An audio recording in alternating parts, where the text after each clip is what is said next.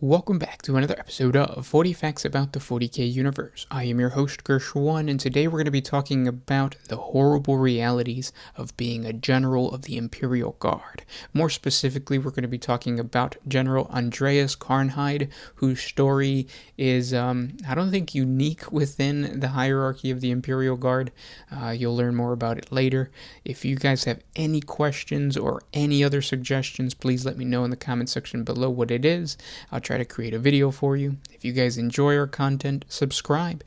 We post videos every single day, and of course, support us on Patreon if you would like to. It's just $1 a month. Link it down in the description below. But with all of that said, let's get into 40 facts on General Andreas Karnhide and the horrible realities of becoming an Imperial Guard General. An Imperial Guard General is a rank within the Imperial Guard who has come up through the rank and file to obtain a position of command within the Guard's strict regimental hierarchy. These true leaders of men and women are not recruited or designated, they are instead created by circumstance. Most Imperial Guard regiments have earned their soldiers' respects due to their heroism on the field of battle. The presence of a beloved regimental leader at the forefront can mean the difference between a unit standing firm or simply collapsing. The troops fighting to emulate him or simply to protect him from the enemy's attention. Given the ubiquity of conflict in the galaxy, it is perhaps inevitable that leaders rise from the teeming masses, individuals seemingly blessed by the Emperor or the gods of war, who are able to perform the most valorous of deeds and earn the most incredible victories.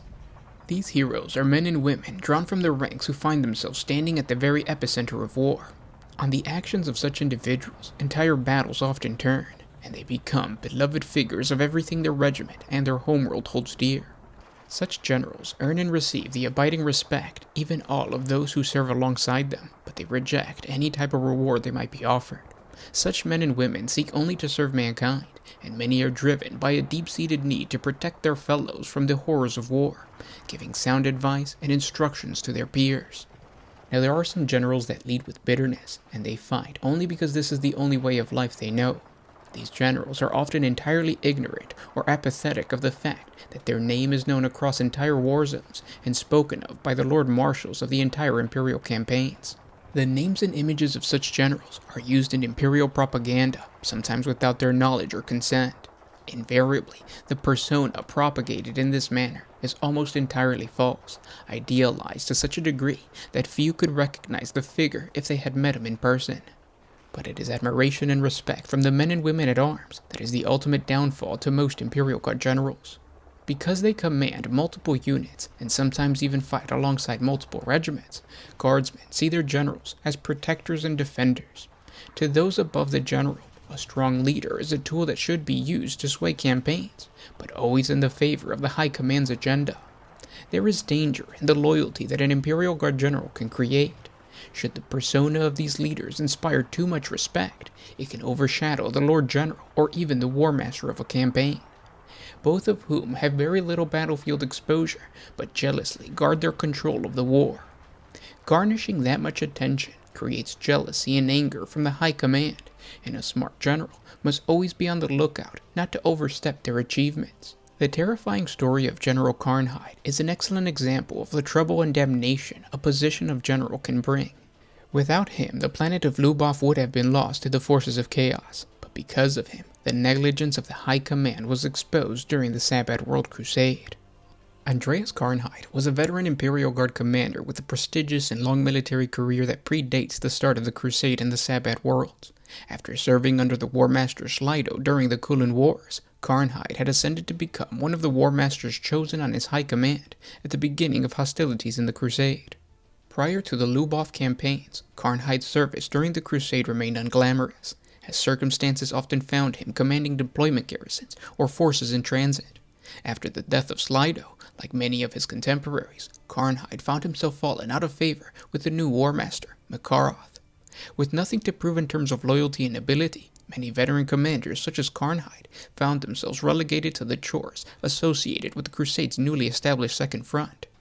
General Karnhide was not selected for the job of liberating Lubov on merit, but rather as a result of circumstance. Lord Militant Saibon tasked the only senior officer he felt he could spare to the campaign, as the Khan group was overstretched and beset by 3 significant conflicts. Though he was given command of a sizable liberation army of Imperial Guard units, they were an ad hoc formation comprised of separate units who had never served together operationally. Many of these units had seen significant service on the front for an extensive amount of time, and they desperately needed to be either retired or reconstituted with fresh troops. Saibon more than likely intended for Karnheid's task force to be used as a stopgap measure, intended to keep the enemy busy on the planet until such time as the Lord Militant could eventually claim victory for himself. However, Saibon greatly misunderstood the threat the Crusades' forces faced on this planet, which would eventually prove to be a far greater danger than anyone had ever expected. The world of Lubov was considered a strategic useful location on one of the main jump routes towards the Crusades' front, and was also believed to be a primary source of fuel, munition, and other consumables for the forces of chaos within the Khan group. From the very beginning of the campaign, Karnheid had numerous obstacles arrayed against him, and his poorly supplied group was unlikely to gain victory. However, Karnheid was a genius at understanding how to use the separate parts of his command coherently, and his command allowed them to function at their best. He knew how to play to the strengths of the various organizations under his command, and make them an asset, bringing out the best in his troops through respect for their opinions and their initiative, even as the forces of chaos often did the opposite. General Karnheid should have achieved glory and honor in the light of his great Imperial victory, but at last it was not to be. Though he would achieve his assigned objective and drive the Chaos forces from the planet, ending their threat to the advancement of the Crusades' front across the Sabbat world sector, General Karnheid was accused of wavering and indecision, with his peers casting doubt on his strength of character and even his ability to command, largely as an act of political vengeance orchestrated by Saibon when it became clear that he had badly misjudged the situation on the planet. The Lord Militant Saibon even had the gall to berate Karnheid for allowing elements under his command to do as they will, which of course was the tactical flexibility that allowed Karnheid to claim the victory in the first place. Karnheid was deeply wounded by this criticism. He eventually went on to publish his own accounts of the actions of Lubov, and retired from the Crusade and Imperial military service altogether. 18 months later, he committed suicide, dying from a self-inflicted gunshot wound to the head. And those were 40 facts on the horrible realities of becoming a general within the Imperial Guard. I hope you guys enjoyed this video, and I hope it increases the grim darkness of the 40K universe. As you can see, even something as honorable and simple as the hierarchies of the Imperial Guard or the Astra Militarum just in general.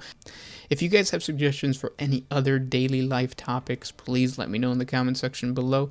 If you have any questions, also let me know. If you're interested in learning more about the hierarchy of the Imperium, check out our 40 facts on the Imperial Navy. We go through the hierarchy of the Imperial Navy, and it's really interesting because you get to place like what a captain is, where their position is, what's a frigate, why does it exist, stuff like that. And then if you're interested in the Astra Militarum, we have a 40 facts on just a bunch of Imperial Guard lore. I'll put a link up above to the playlist. There's just a lot of topics. And then obviously the playlist to the daily life and the horrible realities, if you guys want to check that out and get a little bit depressed about the 40K universe, which is grim dark. But I hope you guys enjoyed. Any questions, comment down below, and I'll talk to you tomorrow. This was Gershwin with One Mind Syndicate, signing out.